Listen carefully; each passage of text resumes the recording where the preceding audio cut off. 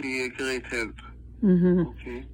Attorney Golan, does it mean to say that if there's premium processing, is it an assurance of an approval, or it's still subject to a lot of investigation? And if it's not approvable, then even though they had paid for premium processing, it doesn't mean it will be approved. Or sometimes premium processing will get you a fast denial. Yes, No. that's right. but I'm talking about all those cases that get approved. Okay. But by the time they are approved, many people forgot that they had made such an application. Mhm. Because it takes 8 or 10 or 12 months to get the approval. Okay, so it has to be a good application, which has a good chance of getting approved. Either an extension of a visitor's visa. Look, extension for a visitor's visa is usually for 6 months, but then it used to take them, it still takes them 8 or 10 months to approve it.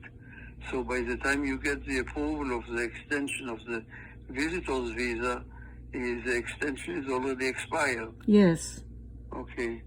And so now they are willing to give you an expedited extension if you pay for premium processing an additional $2,500. Mm-hmm.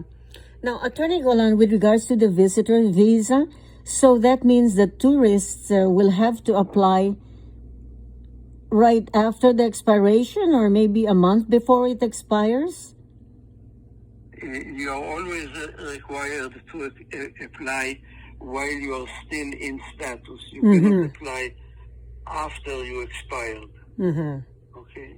You always need to apply before you expired, which means before the expiration date of your visitor's visa, or before the expiration date of your student visa. And in your experience, does immigration approve the extension of a visitor's visa? Depends. Depends if it comes with some convincing reasons. And what are the convincing reasons, Attorney Golan, to travel more around the country? Is that right? This is a convincing reason if you can express it in a convincing way. But many of the convincing reasons have to do with medical reasons. Either because you developed some condition or a relative developed some condition that needs your presence.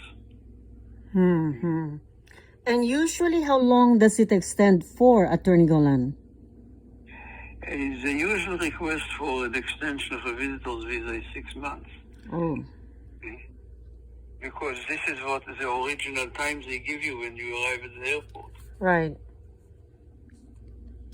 So is it possible sometimes, is it possible sometimes, Attorney Golan, the visitor just tends to linger on, stay over the 6 months and finally finds himself living here temporarily without legal status? Yes. Possible, because you make the application for an extension. Yes. And it doesn't matter whether they grant it or deny it. By the time you get a response from immigration, you are already out of status again. So normally what it requires you to do is to file another application for extension of status. Wow. Before the theoretical extension expires.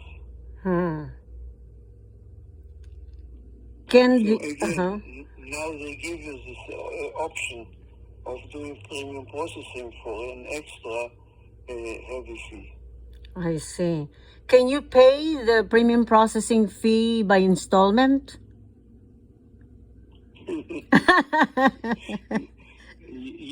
If you want to install, you better get a mortgage on your house.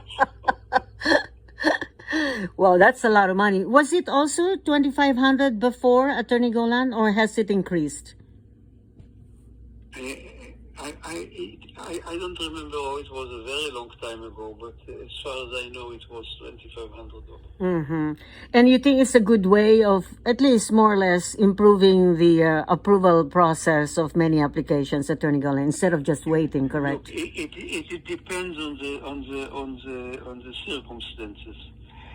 Many times people want to apply for an extension of a visitor's visa because they really want to stay here permanently. Yes. Then I advise them not to do it, because they say, "What's the difference? Why are you doing it?" Okay. But if they need the extension for some legitimate reason, like if they want to apply for a change of status to a student visa, then it is a good reason. Or if they have some medical reason which they may extend for more than 6 months, also a good reason. Mm-hmm. It depends. Yes, that's right. If all you want is to stay longer and longer, don't do it.